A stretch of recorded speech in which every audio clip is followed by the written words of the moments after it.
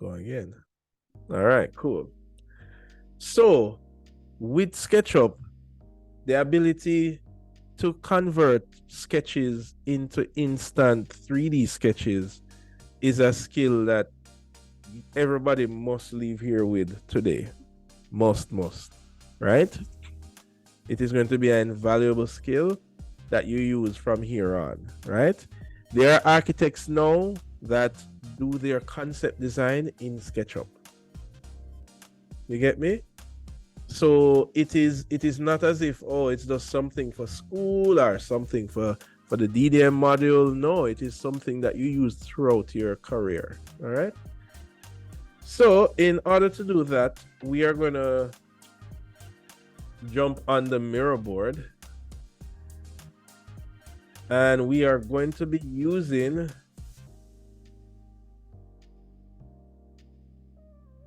where is it? We're going to be using SketchUp to investigate how we can expand on these concept sketches, right? Now, I'm going to be doing the first one, and while we do the first one, I'm also going to show you some of the other benefits of using SketchUp, like styles and how do you create styles, how do you manipulate style and line work, right? So you guys can follow along. I suggest that you do, especially if you are not as familiar with SketchUp. If you are already familiar with SketchUp, you can go ahead and do the class activity for today, which is modeling these three shapes in SketchUp, right? But before we jump into that, there are some things that you need to know before you go ahead and model this. So that's why I say, before you jump in this, I'm gonna go through this one here with you first. All right.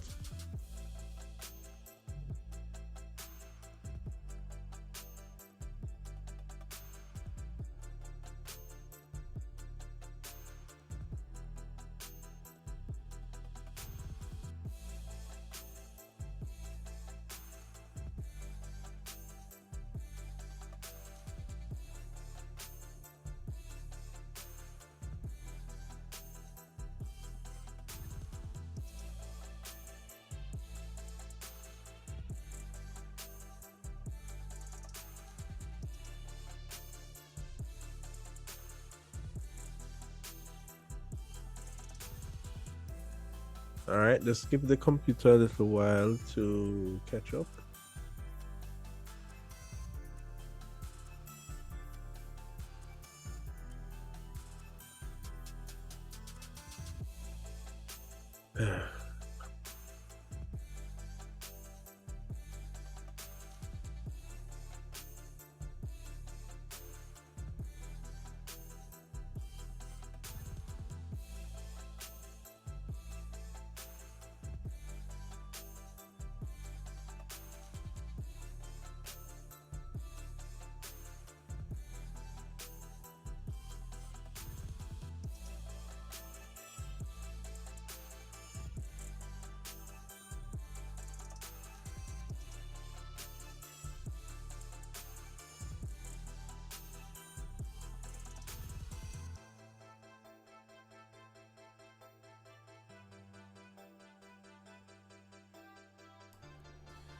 Okay, welcome to another practical session. And in this practical session, we are going to be exploring more advanced modeling techniques and features of SketchUp. So if we head on to the website and we scroll down, right now, yeah, let's do that. We can actually see some sketches here, and these sketches represent like hand sketches. Think about the process of creating a concept for maybe a design, or an idea for a building. You might do some sketches of maybe sizes and proportions, and what you think your design might look like. Now, the sketch is important because it's a direct representation of what is in your brain, but it's not complete. So, for example, if I look at this model here, No, can you guys hear me okay? Yes, sir. Yes, sir. All right, cool. So make sure you have your Kinda SketchUp. looser. Okay, cool. All right. and let me download this model and open it up. Now, if I look at this model here, I can see that it's a form of a building, but there are questions that needed to be answered, like what's going on behind this building and all of that stuff. And this is where the ability to convert a sketch into a 3D model comes in, because you can now model this building and then use your imagination to extend what happens in areas that you can't see because it was a sketch. So that is exactly what we're going to do. And to do that, we're going to use SketchUp. We're going to put this to one side here, and I'm using the architectural millimeters template. It doesn't matter what template you do choose, because we are going to be using proportions in order to figure out, what sizes these are. Now, in addition to that, I have turned on the large tool set, because it's great to have all these tools up front. And after we sketch this in 3D, the next thing we're going to do is experiment with some of the visual features that SketchUp offers. Right? So we're going to look at the style editor, we're going to look at shadows and perspective, and all of these will help us to form the basis to complete your assignment 1, which is coming up right after, which is coming up soon. Now, after we open SketchUp, the great thing we do have is a nice proportional figure here. So we have a rough idea of how tall an average person is, maybe 5.5 feet thereabouts. So right away we can use this to judge stories and heights and things like that. And this is important because it is important that you rely on quick sketches. A sketch can get the idea out of your brain real quickly. The 3D will expand on that idea after you create what you had initially sketched. So we're going to look at how we would start with this model here. Okay, so now if we are to start a sketch like this, the first thing we'd have to do is kind of analyze a bit of what's happening here. So for example, well, we know that this is basically on a square base. So the first thing we could do is perhaps draw a square base, and I'm going to use my rectangle tool that is located here to do this. Now, if I use that tool, and what I'm going to do, I'm going to start from the center. Remember, this is an estimate, so I'm going to assume that it is a square.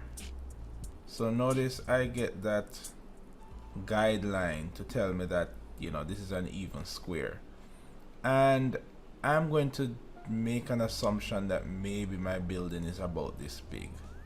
Now remember, I don't really have any measurements. Instead, I'm just assuming that perhaps a person would maybe be about that stature. So maybe this level here is perhaps 1 story. So it's probably about 10 feet, thereabout. Now, remember, so this is really coming from a sketch. So a couple of assumptions would have to be made. Now, if I look at how the legs are turned, I could assume that maybe there is probably maybe something like that, maybe something like that, and then on the other side it's pretty similar. Now remember, because it's a sketch, I don't know exactly what's happening on the back side, but I can only assume, and this is the power of 3D. Now we have to start making some assumptions. You know, maybe there's another one on this side, I'm not sure, but we're gonna go with that assumption. Okay, so we are gonna get perhaps another rectangle tool like that. Now there is one very important fact that we need to consider when using SketchUp. Now SketchUp has what I'd like to term as sticky fingers, meaning, notice I've drawn this shape over here. If I use my move tool, which is located here, and I click at a location to grab the object, so I click once. Okay, sorry, let me highlight that object first. So I'm going to use my selection tool, highlight the object, then use my move tool and click at a location to grab the object, and I click once and then move the mouse. I'm not holding down on the button, but I'm just clicking once. Now when I move this here, and you don't have to follow me, I'm just demonstrating what I call sticky fingers, and I drop it there. Now what you will notice is if you try to move this again, you will see that this is now stuck to where you have put it, and this is essentially how SketchUp operates by default. Once two shapes touch, they're going to basically merge. This is perhaps one of the primary things you would need to understand of how SketchUp works, and this is kind of unique to SketchUp because this, if you use a lot of 3D modeling software, this feature is actually quite weird in my opinion. So anyway, I'm going to undo that.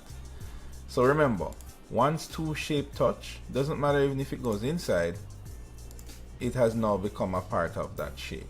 It's now stuck together. So what we want to do is, to avoid this, we would have to turn this shape into a group or a component, and we're going to look at the difference between the two.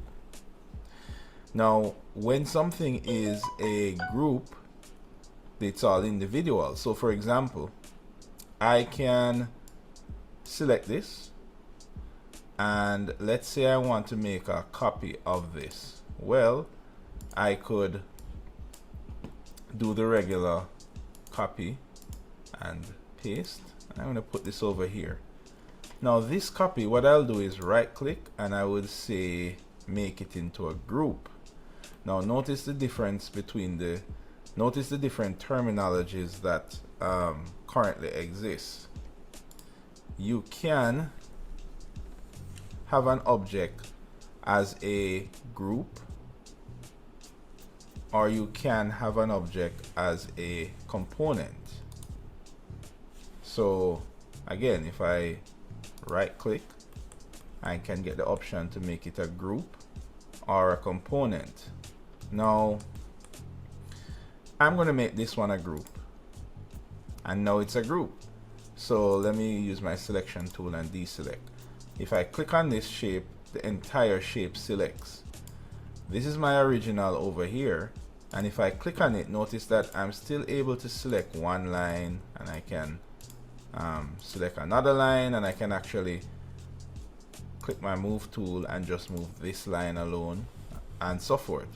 But if I click on this, I'm not able to select one line. It's going to select the entire object, and if I try to move it, the whole object will move.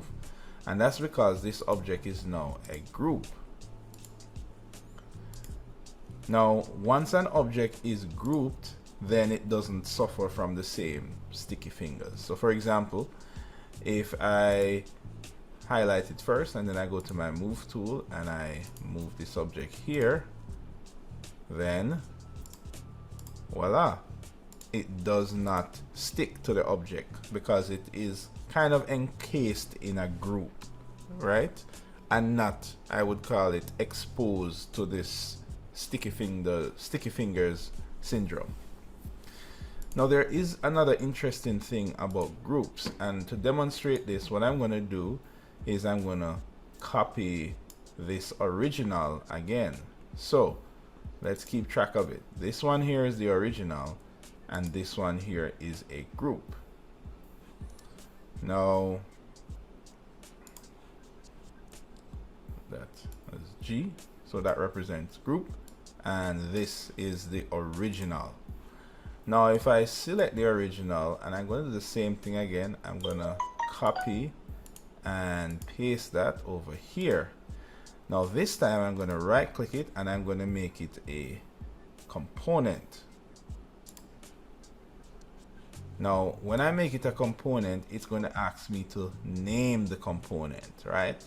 So I'm going to call this example, because I'm giving an example, so I'm going to name the object example. So this is essentially giving this component some properties, right? And you can see you can give it size, price, and name. Essentially you're adding more information to this object, but we're just going to add a name called example as the only information. I'm going to go to create. Now what we have here is a component, so I'm going to put C there because this is a component. Now the interesting thing about components is if I should copy the component, so I'm going to go copy and paste. So I've now copied the component, and I'm going to do the same thing to the group. I'm going to copy the group and paste the group. All right, so in here we have a component, and here we have a group. Now I don't need to copy the original, we have been copying it since, but I'm still going to copy it, so I'm going to copy the group here. So here we have the original object.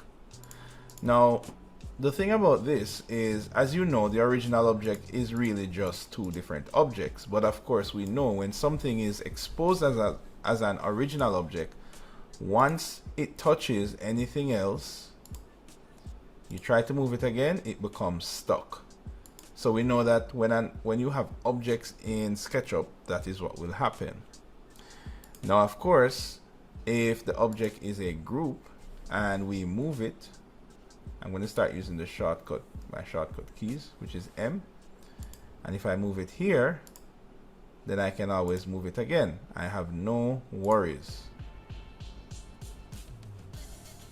Now, if I click on the component and I use the move tool, then you're going to notice pretty much the same thing. I can still move it around and it won't stick. Now, the difference with components is that I can edit the component still.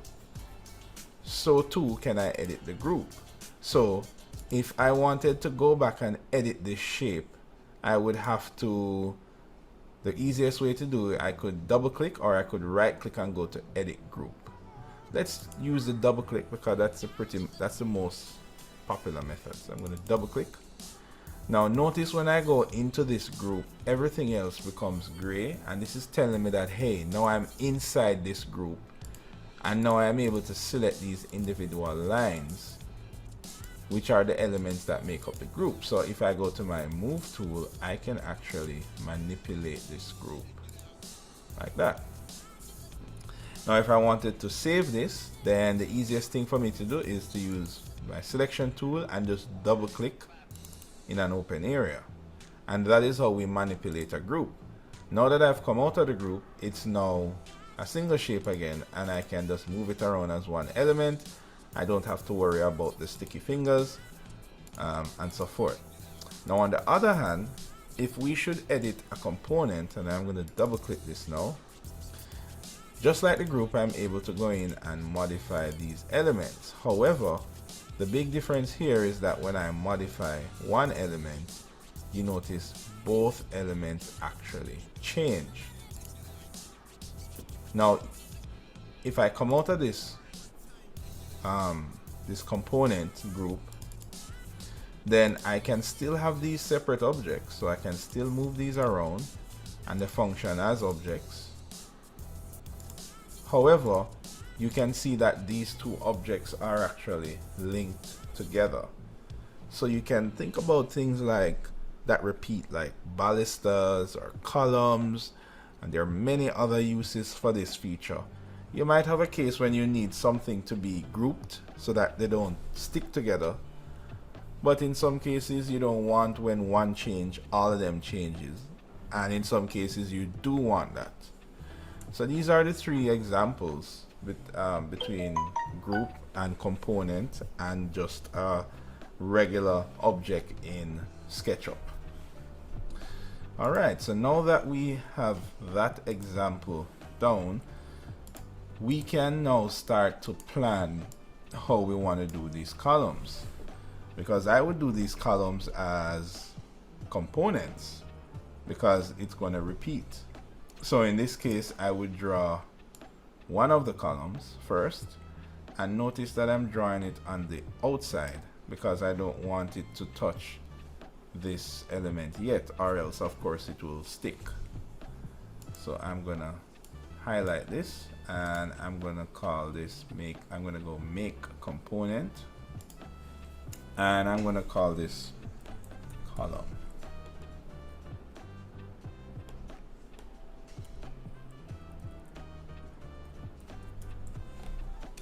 And I'm going to choose create.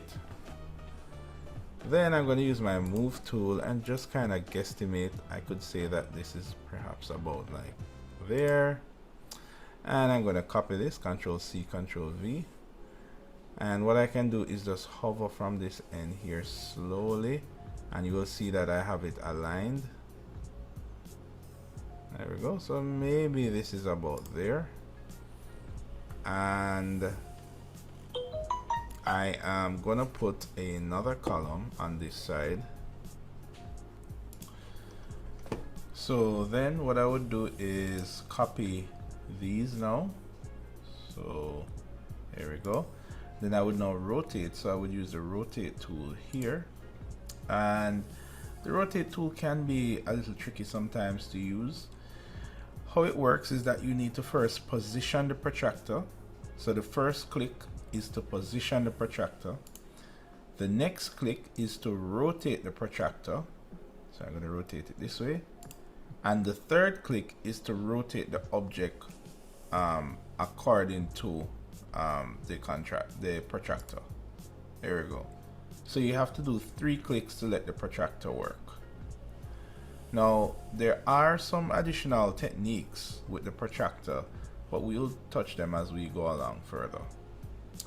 Alright, so we are gonna move this one back here, right? And this is really representing this back one column there, right? Alright, so these are all components, and so the idea is when we extrude one, all 3 of them will change. Now you can keep an eye on what these objects are. In case you don't remember if this was a group or component, you would find that in your default tray under entity info. So when you expand that, you would see that it says you have a component that's selected. If I selected this object, you would see that it says, you know, you have a face selected. All right. Okay, and the next thing we want to do is figure out what we're going to do for the back. So I would say we would copy these 2 guys. So we're going to select these 2 persons, these 2 items here, and then we're going to copy that. Control C, Control V. There we go, and we're going to just hover here and just use the polar snapping to just get the angles right. And then I'm going to assume that there will be another piece like this. Control C, Control V, and I'm going to copy that maybe over there. All right. Now we have those. We need to extrude this now, and to do that we're gonna double click so that we can edit this group. But the idea is, because these are all components, we're able to extrude one and extrude all. Now if this is going to be the height of a floor, then this is probably going to be about this high. About that. We're going to use the selection tool and double click outside to come back out of that group. Alright, great. So we have these columns done now.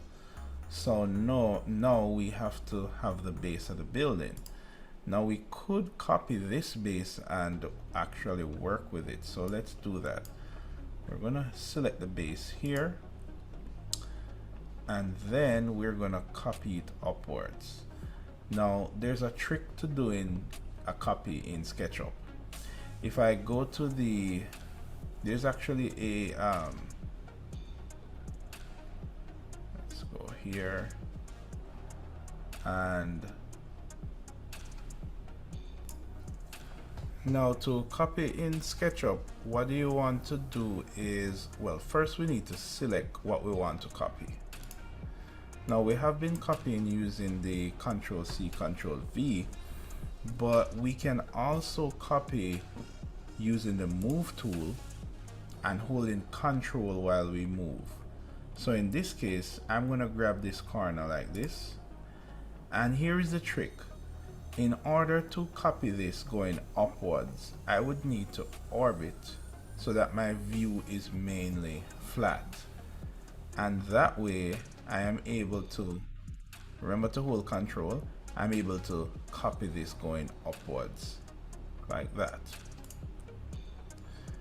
So then I would have created the base of this object, which is that element there.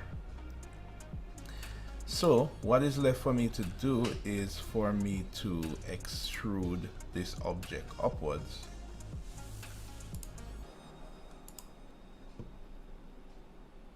And I would say maybe this is about maybe 3 times the height.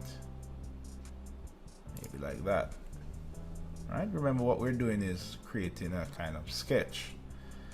Now, another interesting thing is that the perspective on this shot is a bit different. So in order to allow this to look like this, we would need to adjust the angle of view, and we can do that by going to camera and going to field of view, and we're gonna click, hold and drag. Now as we drag, you see that we're getting more of a worm's eye view, right? And the building is becoming more skewed, which is a little bit similar to this view here. All right, now the next thing we want to do, so we want to go back to the move tool, is we want to start to cut this window shape out. So to do that, we're going to use the pencil tool, and we're going to just draw on top of this, and we're going to use the axis to kind of guide us, so we know that we are going vertically down and horizontally across on the X. We're going to do the same thing for here. There we go. There we go. All right.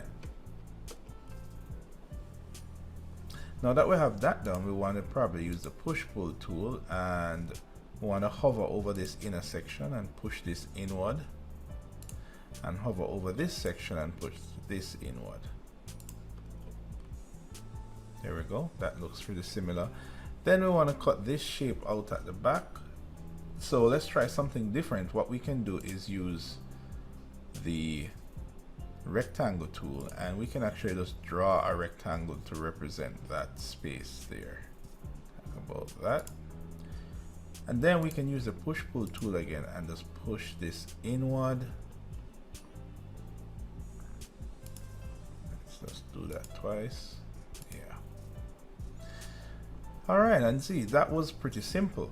Now, what I want you guys to do now is try and imagine what happens around here, because remember, we only sketch what happens here. So I'm going to leave it up to your imagination to kind of do some suggestions for what happens here. Now, while that is done, we're going to use this opportunity to explore some of the features of SketchUp. Now, when we're using SketchUp, we're going to go to our default tray here, and this time I'm going to pin it. So we haven't really been using this tray, but now we're actually going to start using it. Now I am going to look under, let's first take a look at some features. So if I look under shadows, I'm able to turn on my shadows using that button there. So what I need to do is click it and notice that it's pressed, and then you can see the shadows on my screen. There we go. And I can adjust that shadow by adjusting the time of day. I can even adjust the areas in shade, how bright or dark it should be, and the areas in light. Alright, so that is a quick idea of how we get shadows going. Now the next thing I want us to look on is our materials. Now you may have some materials that are built into SketchUp. However, the materials that are shown here may not be included in your version of SketchUp.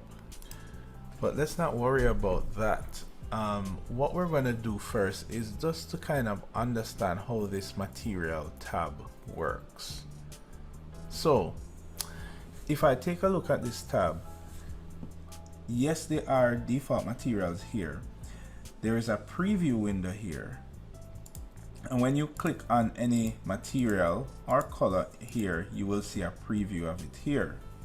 Now there are some icons along the side here, but I'm gonna ask you to go to this drop down menu that we have here, and what these are categories of materials that we can choose. Now depending on your version of SketchUp, you may not have all of these categories, but we're going to start with one that we all should have. So we're going to look at the color category, and if I scroll through, you would see quite a bit of colors here. Now what we're going to do is let's try with some earth tone colors. So I'm going to go for that color there. Now in order to apply this here, you will need to have the paint brush, the paint bucket tool selected. Now this paint bucket tool works very similar to the paint bucket tool in Photoshop. For example, let's color the window here. So let's actually look for like a more blue color, and we're going to fill. There we go. Then we're going to fill this base with a different color. So let's go back to our earth tone colors here. I'm going to choose something a bit light, and I am going to actually, there we go. I'm going to actually just fill these areas in.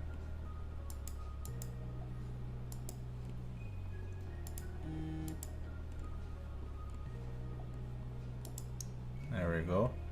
Now I believe this area is actually filled, but what happened is that the sun, I think the sun is a bit too bright. So let me go back to my shadows tool here, and I'm going to adjust the brightness of the sun. Can you see that? So if I made the sun really bright, it basically washes out the color. So I'm going to put it back at about 50%. There we go. Alright, let's color the insides. There we go. And let's get another color for the columns that we're doing here. So we're going to go to materials, and there we go. Now of course, even though these are components, I can still color them differently.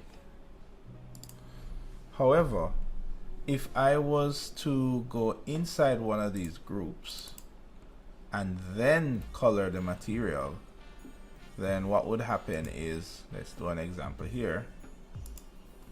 All of them will have the same color, and it would actually override the color that it is given. Because remember, these are components, so the idea is when you apply the color to one, it will apply to all. Alright, so that is just a quick idea of how we add color. Now texture is pretty much the same thing, so let's go to wood, and I'm going to choose a texture here, and I'll just pick a color, pick the paint bucket tool. Oh, actually it's not applying because I'm still inside the group here, so I need to double click, so use my selection tool and double click. There we go. And now I am able to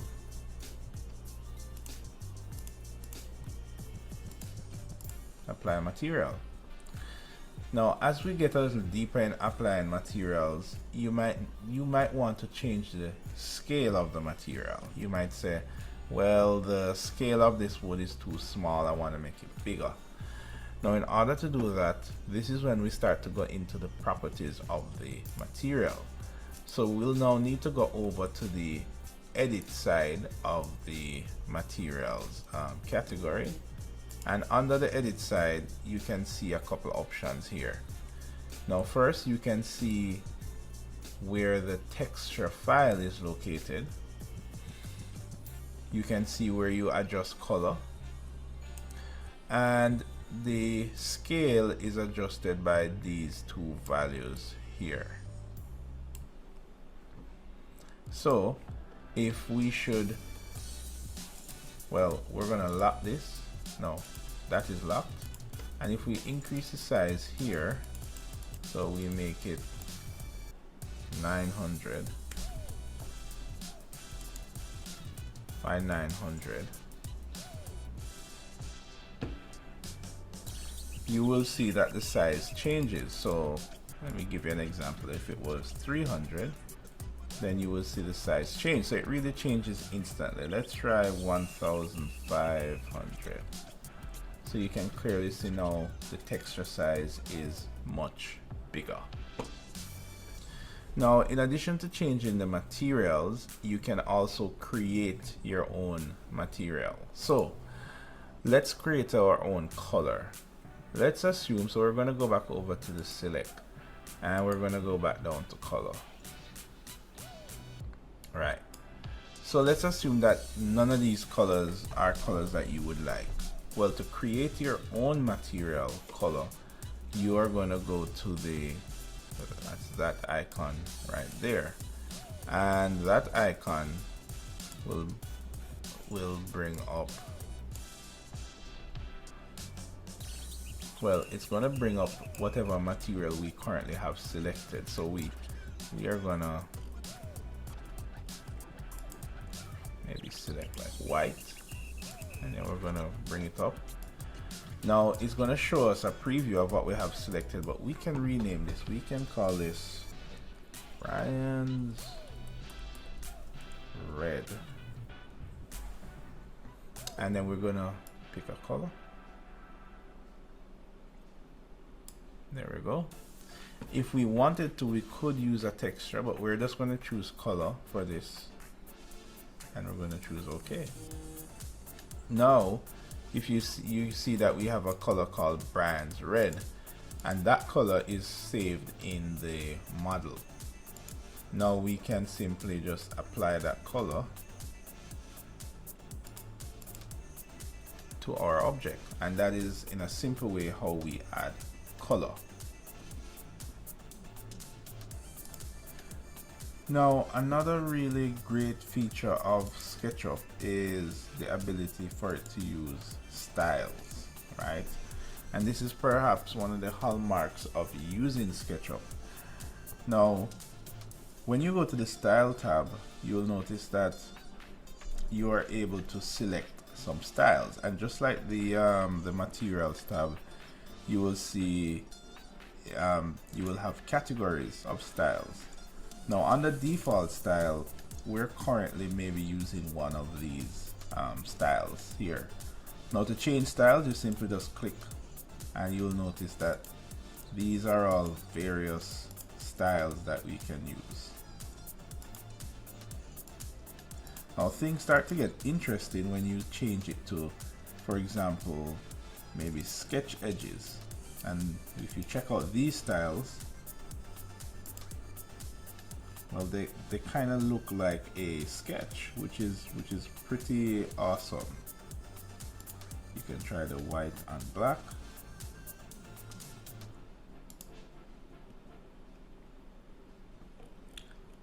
And you can have some with color. That's right there. If you see like assorted styles, so for example, this is another interesting one here.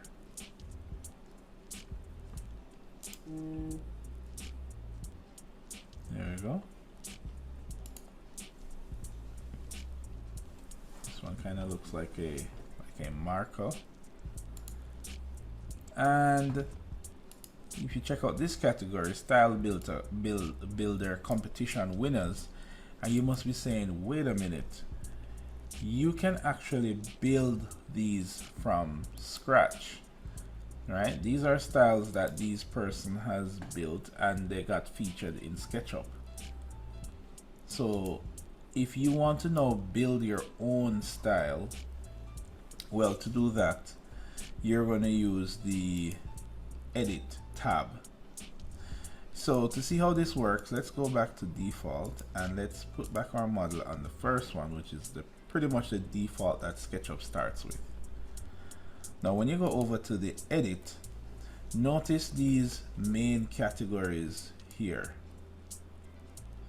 So the idea is that you would, in each of these categories, you would edit, and the full combination of editing each one of these creates your own style, right? So let's check that out. So if I go to the first option here, it's all about edges, and I want you to look at these edges now as we change this. So we can, for example, say no edges, and if you notice, there are no internal edges, no profiles. Now you see there's no profiles there. We can turn on edges. We can turn on back faces. You can kind of see the little dash lines there for the back faces. Then you can turn on profiles, and profiles gives the bounding outline a particular thickness, and you can actually increase this thickness. Let's put it to 7. Here we go. So you can see a kind of a thick outline there. Depth Q kind of adds the line changes depending on how far it is. Then we have the extension. This one is pretty cool. Let's put that to 7. What that does, to make you see it, let's put it to 50. There we go. It creates these extensions. You have endpoints, which kind of adds a little kind of bulb to the end. And then you have jitter, which is, it basically allows the lines to look a bit more sketchy, as you can see here.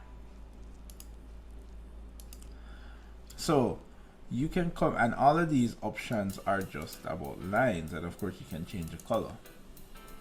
Now the next thing is the face settings, and each one of these has its own settings as well. So when we go to the face setting, we can say what is the front and the back face. Now as you can see, this face has materials because we actually applied materials. So the option that we select here, it is shaded faces, but if we should select wireframe, then you would only get the wireframe. It can be white, and then when the faces are white,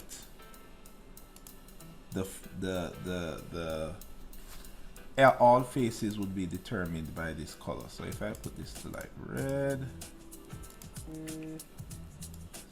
blue, well, we see where that comes in a bit further down. But this is where all faces are practically monochromatic. And here we show all the faces here. Now, these faces have material, that's why you're not really seeing these material come through. But notice that you're seeing this base here change to blue, and that's because we actually did not apply a material to the blue. So if we didn't apply material here, it would get these default colors. Once we turn on this option here, notice that it now shows texture. So this only shows color, and then that shows texture. Right. And of course this makes it all the same color based on what we select. And then X-ray mode pretty much allows it to be semi-transparent, and you can combine that with any one of these modes. So you can just imagine the kind of variety that you can get. Then we want to speak about the backgrounds. Now currently the sky has a kind of a gradient, and the ground, well, we can adjust what the ground should be. We can also adjust the background here, but right now we have the sky that's there. So if we didn't have the sky, then we would have just this background here. There we go. If we didn't have the ground, then we would have what we have here. So we're going to leave it on ground. And that is essentially what this area does.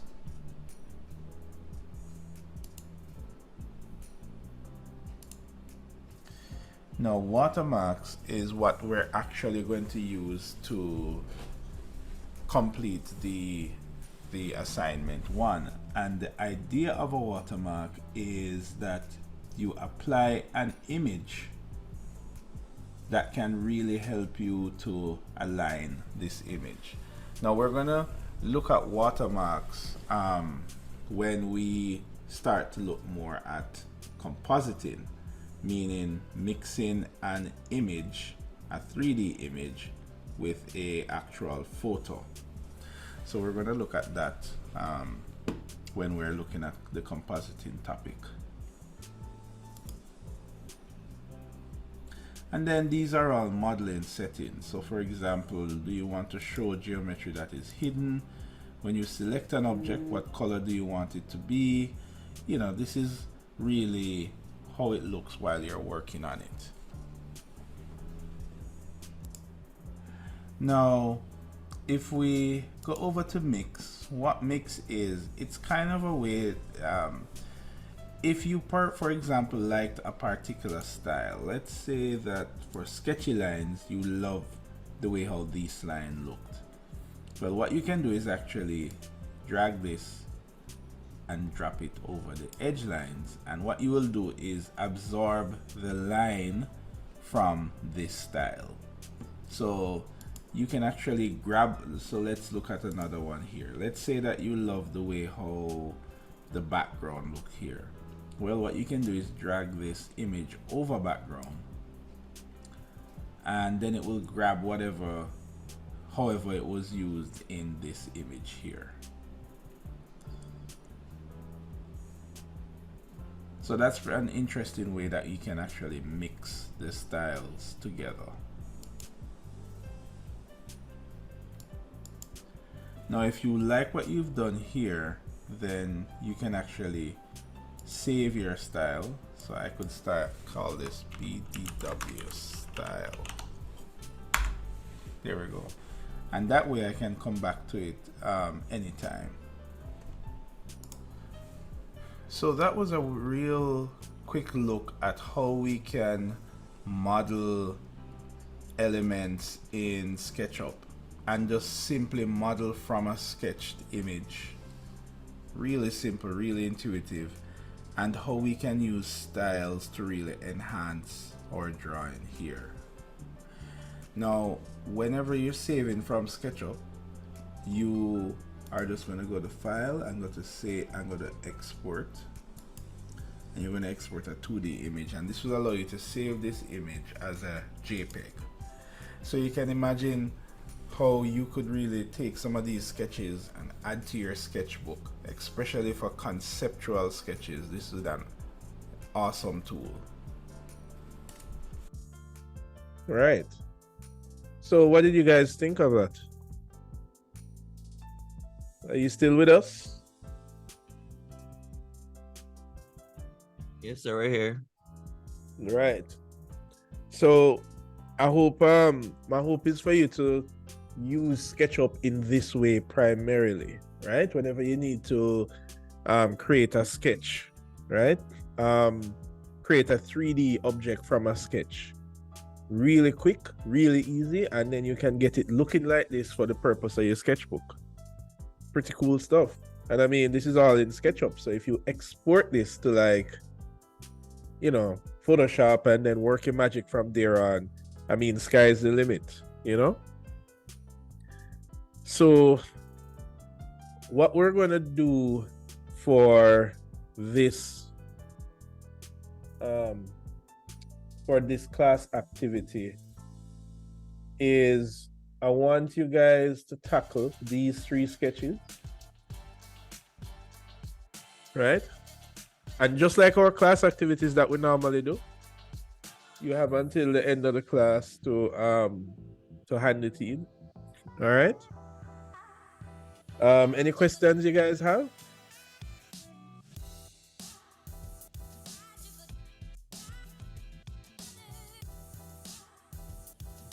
Nope, no questions.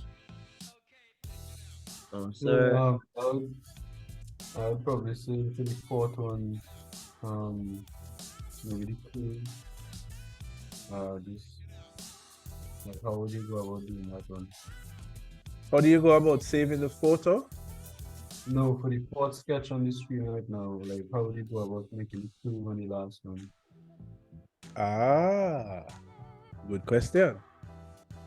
Let me bring up SketchUp 1 second.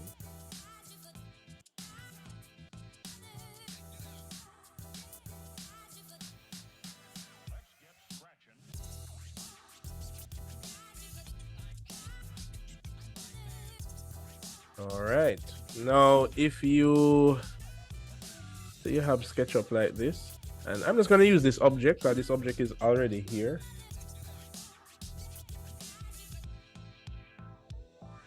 So one way that you can do it is by using the arcs, and there are different ways to draw arcs.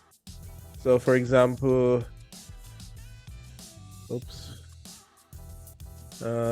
which one is this? Is my favorite one, the 3.1s. So I draw here, I draw the end point, and then I choose the arc here, and that's it.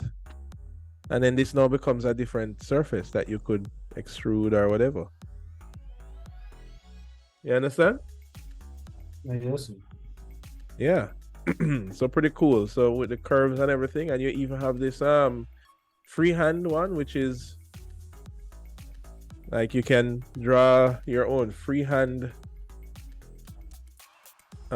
method.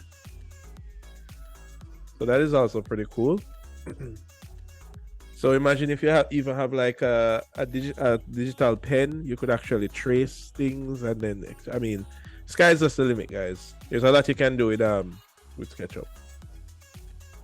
All right. Okay. So I want you guys to go forth and try out this exercise. To submit the exercise, it is on the mirror board. It is also on the class website. So whichever route you want to take, they lead to the same thing, and you just submit this class exercise here. All right.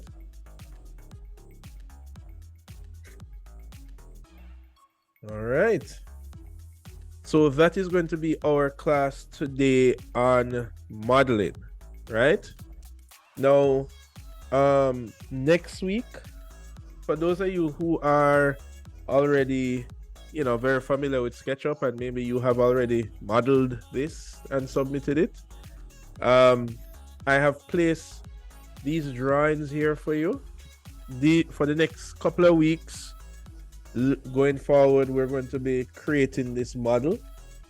If you want, you can go ahead and start it. If you finish this class activity and you want to just get ahead of the game, well, this is how you can do that, especially if it will really help out a lot, especially if you have a clash with your design studio in the future or something like that, because we're going to use this model in our next assignment. So what I usually do is give it out a little extra early for those of you that want to use that opportunity to jump ahead and you're already familiar with SketchUp. If you're not familiar with SketchUp, then I would say just wait and let we tackle it together, because there are some little tricky nuances with this.